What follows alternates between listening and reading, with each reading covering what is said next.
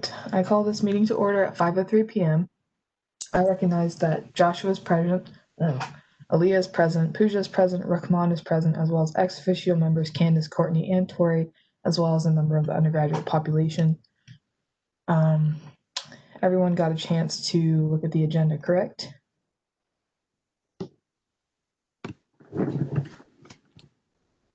And everyone can see my screen, right?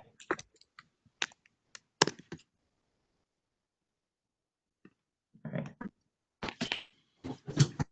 Oh my God. This is annoying. This is like, okay. So this is about it. This is all I have planned for us today, but is there a motion to approve the agenda? I move to approve the agenda for August 18th. I second it. Oh. Any objections?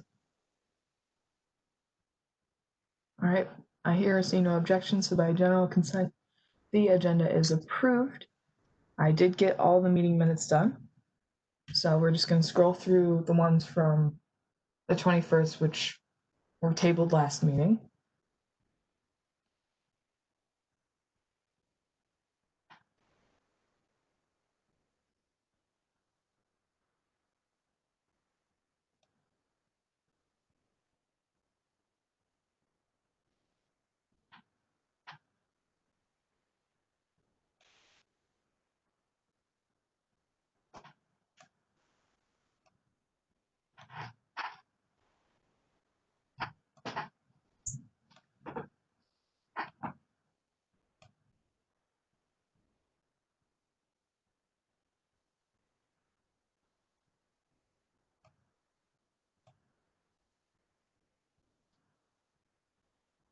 All right, and that's the 21st. So is there a motion to approve the meeting minutes from the 21st?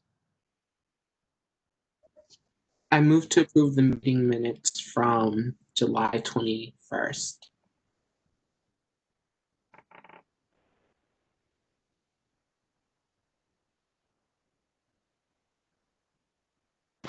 I second. Any objections?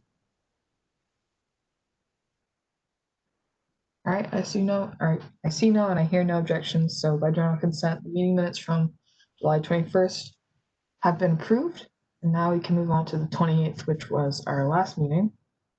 Now I'm just going to scroll through these again.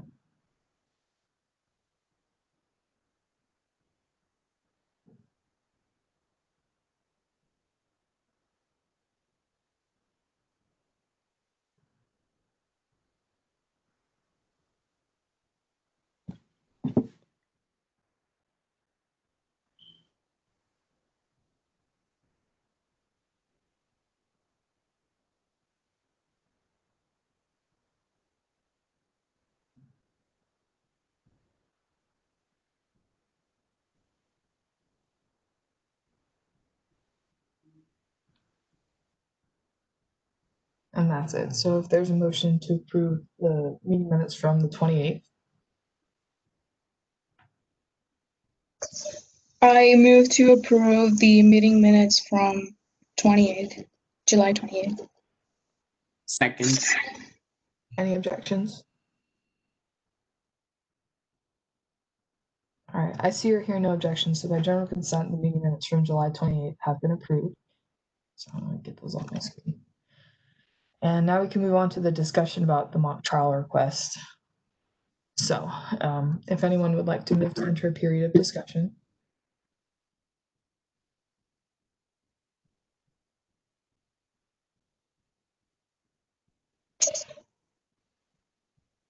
I move to enter the period of discussion for mock trial request. I second. Candace? I have a point of order or clarification. I'm not really sure. So no official reallocation request has been submitted by mock trial, correct? No, it was a Joshua, or not a Joshua. It was an email that Joshua forwarded to you, Tori, Courtney, Aaliyah, and I. And Okay. yeah, this is what I said that I felt like we should bring up to the board on Friday. Okay, so we're you're currently speaking in a hypothetical because nothing is actually in front of the board to vote on. Yes. Just want to clarify that. Should I change the language? I think that a discussion can be had, but until there's an actual reallocation request that has been submitted, there's not really anything to vote on. The reallocation process is there's a form that the student organization submits to their liaison. The liaison reviews it and the chair of the finance board reviews it. And they both have to sign off on it in order for it to be approved. If one of those two people does not want to sign off on it, it then comes to a vote for the full finance board. If both the chair and the liaison decline to sign off on it, the request is denied. So those are the three options. Does that make sense? Yes. Okay, cool. All right. I guess Rickmon. So I have one dumb question, and then another one right after. So, so for budgets for the fall, I assume that they were approved during spring semester. So the budgets that were approved during spring semester for the fall, what's happening to them? I understand that we only have 50,000 instead of the before the whole pandemic and everything.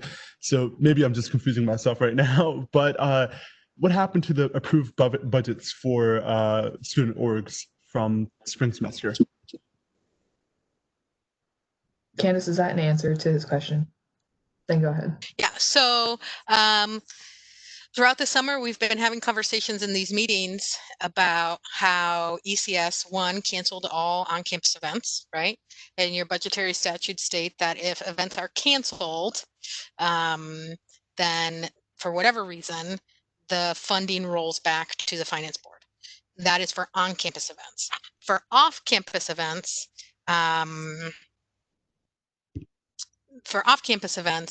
the university has shared that only the only kind of events that student organizations can participate in are virtual events. That's both on and off campus. And so a number of student organizations had received funding for off-campus events that were in person.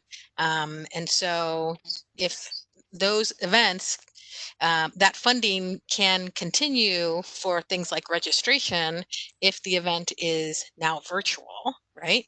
But because things can't happen in person, things like funding for travel and funding for lodging can no longer happen because the university is saying student orgs can't participate in person, on campus, or off campus events. And so you as a board can't fund those things if they are happening in person. So does that clarify it at all? Or just make it more confusing? Because that could be what I just did. It does, and I think I talked to Sierra earlier about off-campus events. Like there's like a form that was sent out, and I think we're gonna get to know by the end of this week as to what events are being held off campus. So the event for mock trial, for example, the competitions, they're all virtual, but they're still receiving funding for them. They're the funding. They are still eligible to receive funding for registrations. Okay, all right, Mhm. makes sense. Yeah. And they also and other stuff. I'm not really familiar with that. I think Josh knows a lot more about. Yeah, so they're asking, my understanding of the email is that the organization received an allocation for registrations and for travel or lodging or some combination of the two. And that the request is, can they move some of that money around because they're not traveling and they're not going to lodge anywhere for things like headsets and microphones and cameras. I will tell you that your budgetary statutes do not allow you to buy equipment for off-campus events. plain as day in your budgetary statutes. Tori could tell me where it is. Section 1.113, and it specifically says you will not fund for equipment for competition events. So competitive is what it says, not even just off campus. So even if it is on campus, you still would not be able to fund it. So, yeah. There's that. Candace, would this be a good time to maybe explain the equipment committee as well? Yeah, so there's something called the equipment committee that convenes in the event that a student organization requests something that could be deemed equipment. And equipment typically is things that can't be expended or used just one time and then sort of be done with. Typically, it's things that take electricity.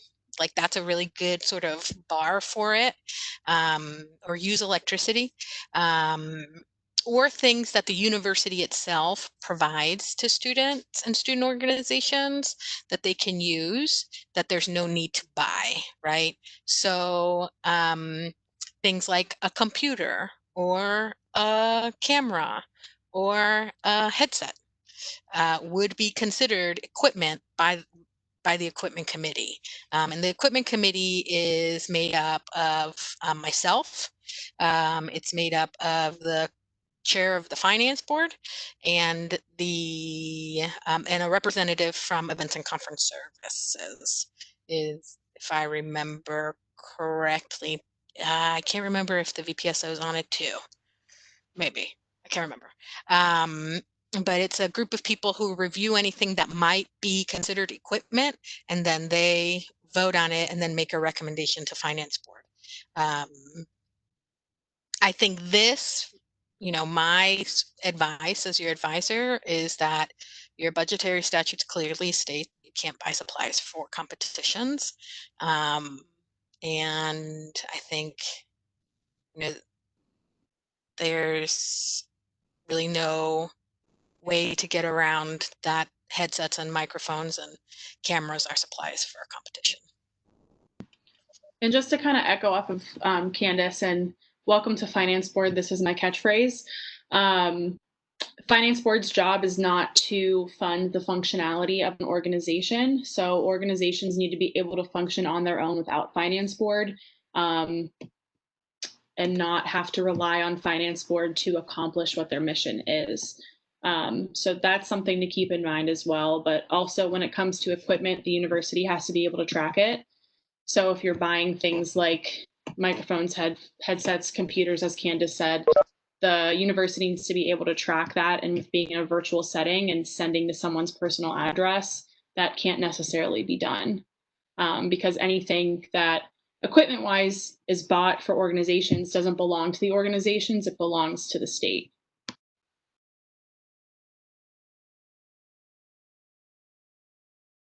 All right, thank you both.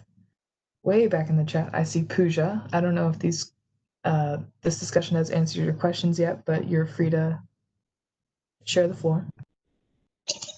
Thanks, Sierra. Yes, they did. That's exactly what my question was. I was going to ask, why are we even considering funding equipment? Because that would fall under personal expenses, because it's not something that university is going to be monitoring. So thank you, Tori and Candace, for answering those questions. Rahman. So one of my main questions was, so student orgs right now cannot receive funding unless they fill out the reallocation forms or the off-campus events forms. Is that true, or?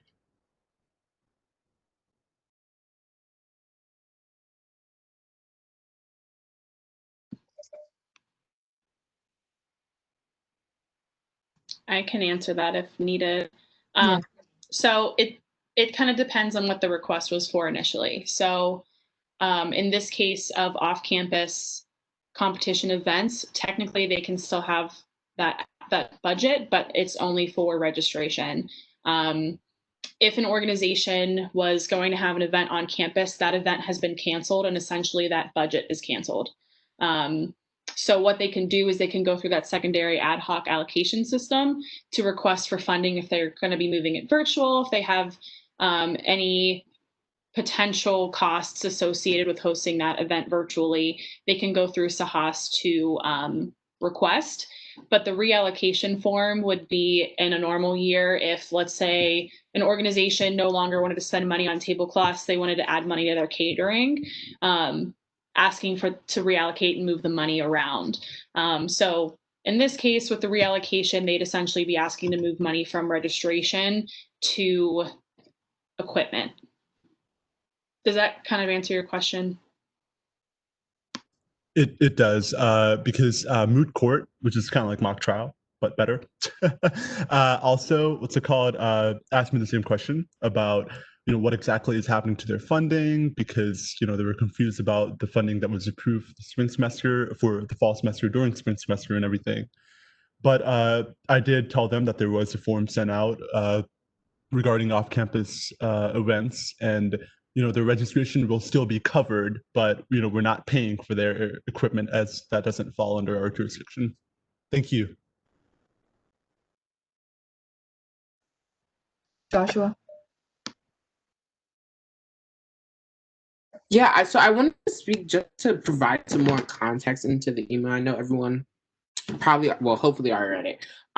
But I think that I wanted to bring this before you guys simply because I felt like some more people were going to have the same conversation of, well, could we allocate funds to X, Y, and Z? And that may go beyond our budgetary statute. So I thought that one, providing clarity would be useful. Two, providing language to use in these conversations, because so in my response to Sydney, I tried to clearly write out that, our budgetary statutes say in Article 8 that there are limitations around this, but I also thought that it would be something to consider simply because we are in a completely different circumstance than when the budgetary statutes were originally written. And, there are going to be unique needs now, and needs that weren't necessarily considered before. So I really wanted our conversation to be framed around that. And are we completely saying that our budgetary statutes, that's the Bible, that's law, and we're sticking to that 100%? Or recognizing that there are unique needs and limitations? Is there a little bit of wiggle room to accommodate some of the needs of student organizations? Of course, within reason. I acknowledge that this is not within reason. To personally address Sydney's and this organization's concerns, I'm probably going to try to reach out to do it, to see if there is anything that they could do to help meet some type of technology gap that may be in existence. But that's really the context of why I wanted us to have a discussion around this. Are we completely sticking to our budgetary statutes? Is there a little bit of flexibility depending on the request? And if not, what is the language that we're using moving forward? Because I feel like that's going to be an argument used against us, surely, that we need to have some type of flexibility in recognition of these concerns that have arisen that weren't in place when we wrote all of these different policies that are guiding the work of the Finance Board. So I have some initial thoughts on that. Mm-hmm.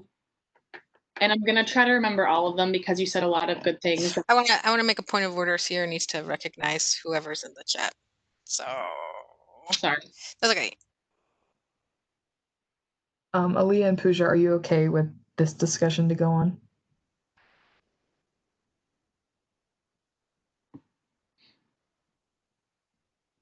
I got a yes from Pooja. Okay, yes. Tori, you can go. So my initial thoughts on that. So my other catchphrase, welcome to Finance Board, is finding a good place between procedure and empathy.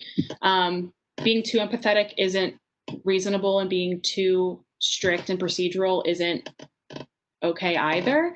I think some things are directly like, this is how the state functions. You can't do certain things with state dollars. But given that, I think it's a great idea what you brought up is communicating with DO-IT and other resources that students have available to them. Although, and I'm just going to stick with a specific example because it's what's in front of us. Although we cannot fund mics and webcams and things of that nature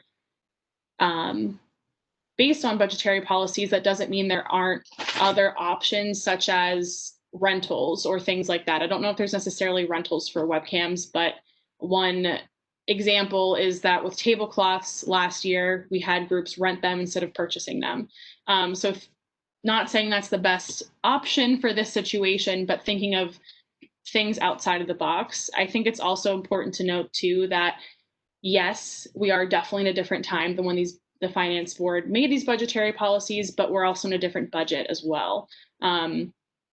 We don't have 30K anymore to work with. And that needs to be taken into consideration, that although it might not seem like the finance board can be flexible or it wants to be flexible, there's also a monetary limitation to what you all can do. And keeping that in mind when making these decisions. A lot of organizations aren't going to be able to fund the things they normally can, and we all feel that, but this is the position that we're in, so how to make the best of that, and encouraging groups to find kind of, I don't want to say like thrifty ways to do what they need to do and accomplish what they want. And how can we support that, whether that's by providing some options, some resources, actually being able to fund certain things. So the role of finance board might not just be approving and not approving things, but also saying, well, we can approve this, but here are some options and I don't want to say loopholes because that's not what I want at all, but options and other routes to explore since we cannot do this thing.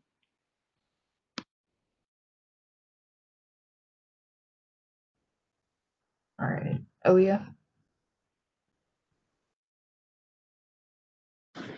What I was gonna suggest was that like maybe that mock trial could rent their stuff from the library, or like borrow it. Yeah.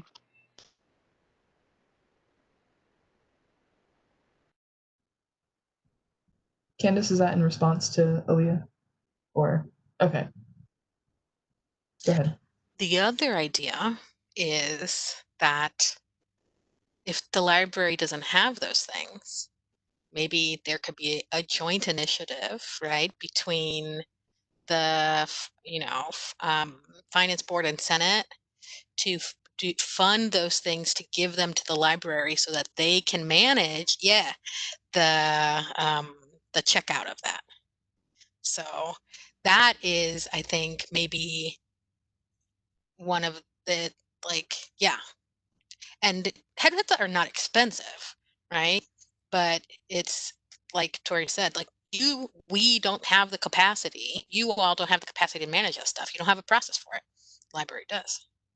Oh my God, look at all this. I love all these comments in the chat. Pooja. Like I said, you're reading my mind, Candice. That's exactly what I was gonna suggest. Like, can we not collaborate with library, or can we ask IT department if they have these equipments, and then we can lend them to the orgs who are in need of them. So yeah, and another question, this is not explicitly stated in the email, but they said that they're gonna use Zoom platform. I'm not sure if UMBC pays for Zoom or not. No, we don't. So like in case, because I am their liaison, so in case if they email me, should I just probably suggest them using WebEx instead of Zoom because we're paying for that? Okay, thank you. Candace, do we know, would that be like a breach in contract? Like I would assume, but I didn't know if you know. Yeah, I mean, I would say that, yeah, there's probably some contract stuff with WebEx that would prohibit it. And the university has a pretty rigorous process through which it makes sure that software can be secure.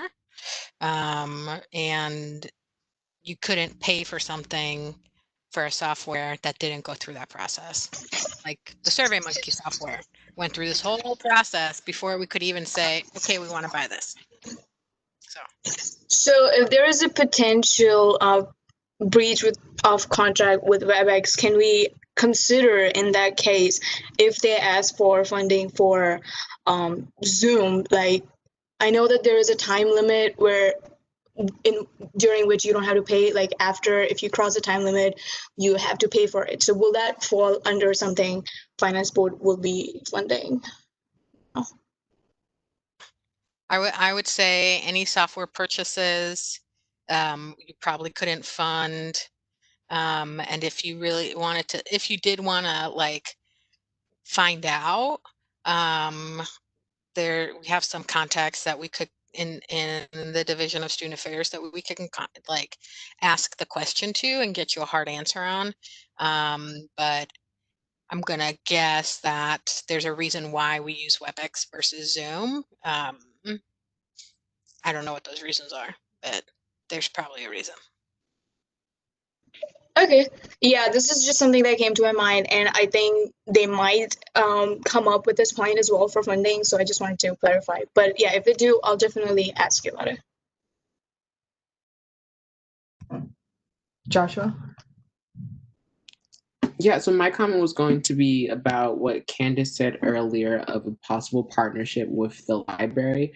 This is something that I actually was emailing library staff about probably about a month ago. I just recognized that I didn't have the bandwidth to take it on. So I then plugged in some other members of SGA to be like, hey, is there any interest, any traction, any synergy that you guys want to act on?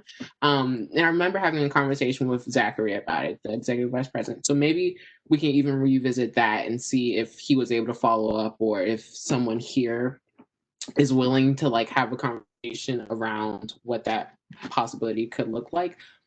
But I 1000% agree. That's why I like went a little crazy in the chat. I think that's very important, because not only would that partnership be meeting technology needs of students for just academics, but in situations like this where a student organization, and I mean mock trial, moot court, both of those student groups do bring a lot of attention to UMBC, because we are definitely elevated in positionality around the country for those groups.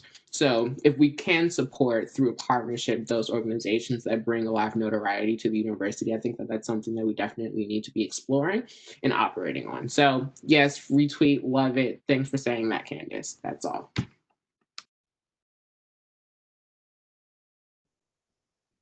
Rahman? So Joshua, that is great. Same thing with Pooja. That's a great idea. Contacting the IT department or funding or providing more funding to the library.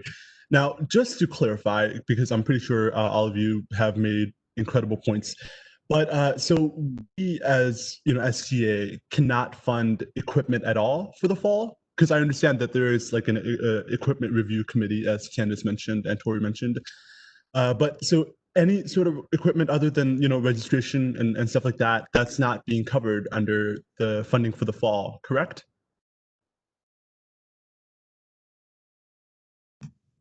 Candace? You typically don't fund equipment ever.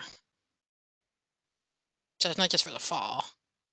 Anything, yeah. So anything that's considered equipment, you typically don't fund.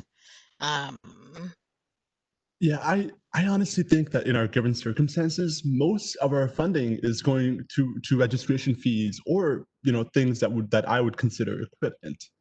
But I understand that since we've never really funded things like equipment, I'm guessing even though we are in extreme circumstances right now where things such as equipment should be considered, I understand that they're not going to be covered because of our bylaws and the way we've done things.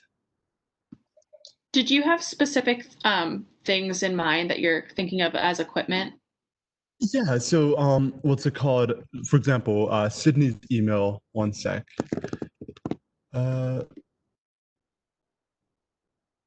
Like the microphones and webcams? Yeah, so so I understand the library is a great idea, providing them with more funding, so all student orgs can have access. But things like allocating the funding for travel into things like quality microphones, webcams, speakers, things like that, that's not possible at all, right? Because they have competitions all through the semester, and I don't think they can meet at one single spot to have them because of social distancing guidelines. So I think it'll be really difficult for them to conduct all of their events without such things. Right. Well, I think so. Going to kind of go back to what I said at the beginning, is that finance board's job isn't to make sure that student organizations can function. You're more so there to help with supplemental activities, I think is the best way to kind of word it. So I think you get into a kind of tricky position when it comes to microphones and webcams, because it can be argued that every single organization needs that to function. And then it's picking and choosing who you want to give that to, as well with only working with about 50K. Webcams easily are at least $100 a pop right now, given the inflation with the economy. But also the biggest piece around it is that when it is equipment, it has to be tracked by the state. And we can't be tracking equipment when it's in people's individual homes. And there's no way, you can't guarantee you're going to get those back. So giving those items out, when it's a rental process, it's a little bit different because you can kind of charge people and you can make that be a thing. But when you're buying something and sending it to an individual's home, there's no guarantee we're going to get those items back. And there's no way to actually track them. And they're probably going to get used for personal use also, which isn't the point of purchasing the things.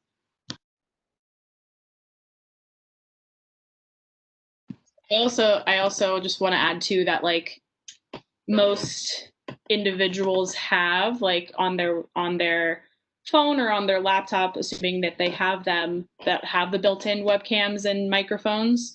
So having better ones probably doesn't really impact their ability to compete, if that makes sense. Sounding a little bit better and looking a little bit better on campus doesn't impact their ability to function. Yeah, and those are all fair points. I'm just glad that at least your registration is fully covered by Finance Board funding. So thank you. Pooja? So not specifically related to this request, but I just had this like suggestion, if you call it, like, is it possible for SGA to own this equipment if the collaboration that we're potentially talking about with library and IT department doesn't work out? This might be a dumb question to ask, but I just wanted to ask. Like, can we own them and give them on a rent or lend them to the orgs who are in extreme need of it?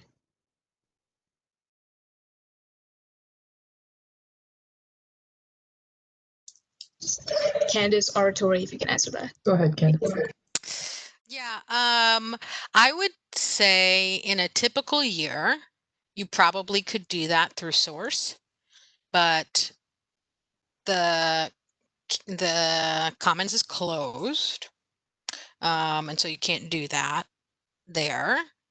You would have to staff that, which also is increasing people's exposure to other people, which I would advise against, given that we are in a pandemic. I think in another year, if we were on campus, if you wanted to buy headsets and web cameras that student orgs could check out, you could put them in Source. But right now, not so much. Joshua? Yeah, I was going to say the same thing, Pooja, of that sounds like it falls under Source.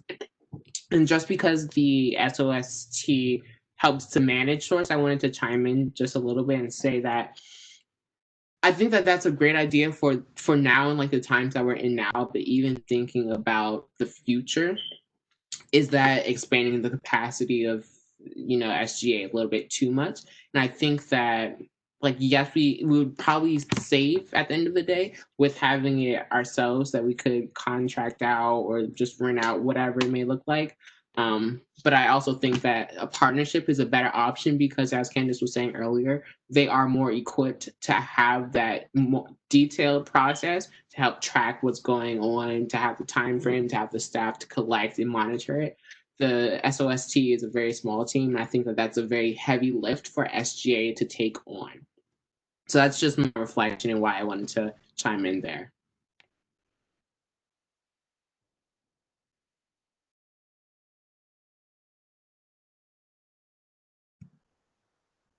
Okay, so are there any other questions, comments, concerns? with this. I know that we got our very superficial answer that no, we can't do it, but I do want to entertain the idea of reaching out to the library or IT department. So I would be happy to work on that with you, Joshua and Zach, if you guys are up to it. But with that, is there anything else that anyone would like to talk about for the mock trial request or off-campus events in general? Joshua? Yeah, so not necessarily about that, sorry. But I did want to say that I pulled up the email from back in July when I originally sent it. And this email was just inquiring about the capacity of the library to meet the technology needs of students as they would arise and rent out laptops for prolonged periods of time. And just to give some of that information, Timothy Hackman, who is the Associate Director of Public Services, said that the library only had 40 laptops for all of UMBC, so they're 13,000 plus. And then those rentals were for one day. So I think that, again, pursuing this partnership, seeing where it could go is very, very beneficial. And I think that from this email that I'm reading now, he was very open to the idea. So again, looking forward to helping to develop what that potentially could look like. Definitely. And if you get the chance, do you mind forwarding any of those emails to us, to the board? Joshua? Yes, I still am trying to figure out the system, but yes, I can forward it right. I'll just send the whole thread.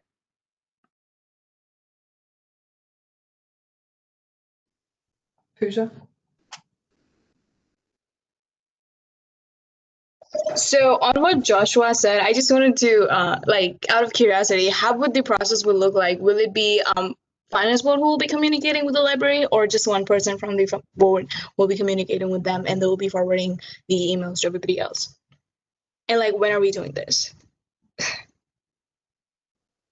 I mean, it could be a whole board thing if you want it to be. Joshua? Yeah, I was going to say, I think that yes, it can of course be an entire board thing, and it should include all of SGA, honestly. But I think that, this just a little bit escapes the scope of finance board. And so I would hate for this to take the attention of the members on this board when, student organizations are going to need that one-on-one time. So I'm going to, when I forward you guys the email for your awareness, I'm also going to re-up it for the top 4 and Patrick and Kai, who Patrick's the speaker of the Senate, Kai's the assistant speaker. And I really sent them and included them on the thread initially because I thought that this would be an interesting initiative for one of the senators to take on. Again, because it escapes my realm of expertise, if you want to say, and it goes beyond the scope of my role. So I wanted to try to pass it on to whoever I thought could take it up. So that's just my response. I think that yes, having all of the say of the finance board is important, and SGA more broadly because it would be a big partnership. But at the same time, I think that for us to solely focus on this, or for it to be embedded in the work that we're doing, would distract us from other conversations that are a lot more topical and immediate. Siri?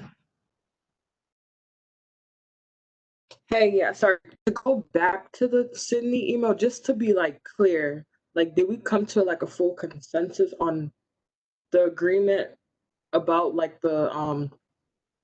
the Sydney email and who is going to be reaching out to her and what exactly are we going to be saying to her?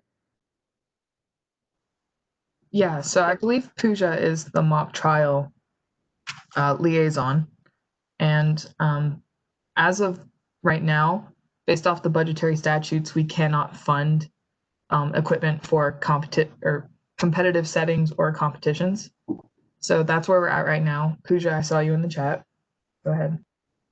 So what I was thinking, Siri, was that once they fill out the reallocation application, then I was going to reach out to them. But I'm not sure, would it be a better idea if I just tell them about now, based on this conversation, or should I wait for them to fill out an official application, Candace?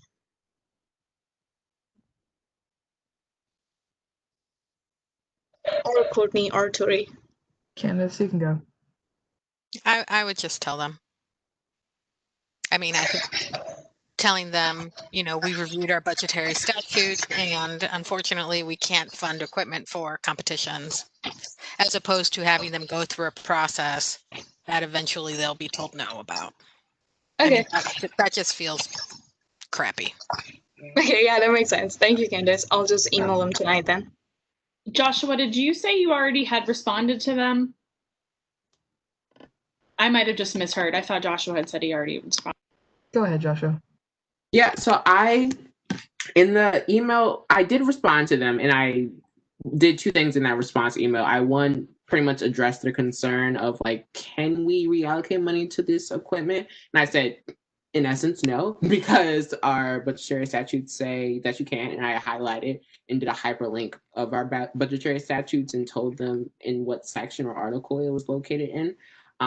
But I also just said that we were going to have a conversation about it, and I included all of you guys just to spark that conversation, so you had awareness of the thread, as well as saying, can we add this to the agenda? So I think that clarity in the matter definitely would be beneficial, but I already threw out there that this is something that we basically would not be able to do.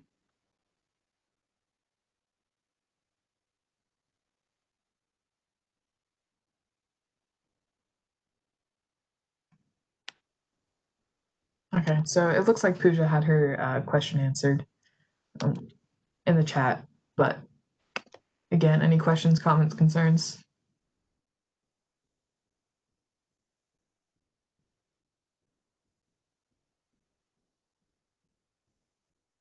Is everyone okay with this topic?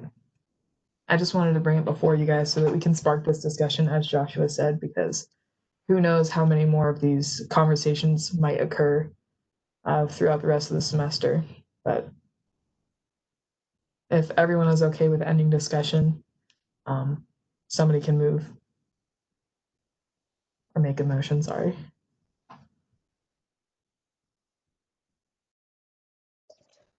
I move to end the discussion about mock trial requests. I second. Are there any objections?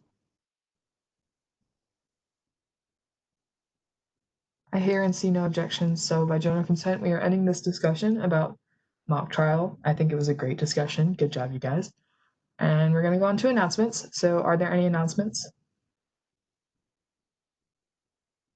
Candace? Tomorrow we have training. I will see you bright-eyed and bushy. Oh, you can't see the things I'm doing. Bright-eyed and bushy-tailed at 9 a.m. on your computadoras. And the schedule was sent out in an email. It was linked.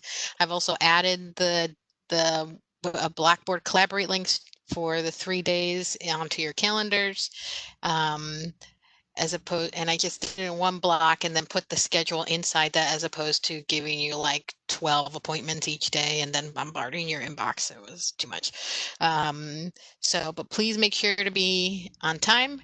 As my friends told me when I was in college, I just saw a bird dive bomb in my backyard. Early is on time is late is unacceptable, right? So the room will open 15 minutes early. If you want to come in, have your coffee, stare at me for 15 minutes, come on, I'll be there. Joshua? Yeah, I just wanted to uplift the initiatives for identity, inclusion, and belonging. They had an awesome event today. So that's like the Mosaic Center, just the new name.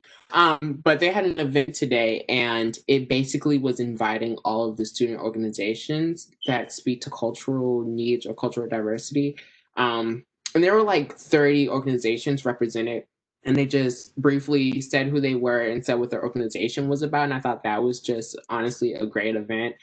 It was geared towards freshman students, just so they had some exposure. So it was very comparable to Involvement Fest. And I thought it was just a very unique gathering. So I wanted to just share that with you all, as this is something that's happening, and work is being done in other spaces around supporting student organizations and making sure that they can do some type of involvement and recruitment. So that's it. Thank you. No problem. Aaliyah? I just wanted to remind everyone to fill out the Google form I sent for our relationship building workshop on Thursday. Even if you filled it out the first time, I would appreciate it if you filled it out again, because the first time it didn't save the emails to the responses. So please fill it out again. And also, if you can, add a profile picture to your Blackboard thing. So tomorrow we'll have like a face to see. So it won't be as like awkward if you don't have your camera on. Yeah. Good meeting. Thank you, Aaliyah. I have the application for a secretary out and about. It's in the world right now, and it is due this Friday. So if you know anyone who is interested of working with us or in SGA in general, please signal boost that. I would love to see as many responses as possible. Joshua? Hello, I'm sorry. But I did want to just also say that the SOST, they are hired, well, unofficially hired, right? But like the people have been chosen, and like once they go through the Senate process and get confirmed and all that good stuff, I look forward to introducing them all to you as a support system for, you know, undergirding the work of the Finance Board.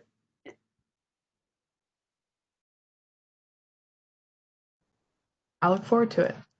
Anyone else with announcements?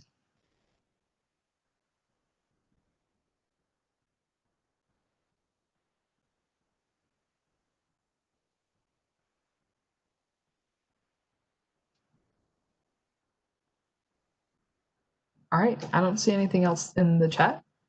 I mean, when we do pass the gavel, we can talk about it then. But for final roll call, I recognize that Rickmon is here, Aaliyah's here, Siri is here, Joshua's here, Pooja's here.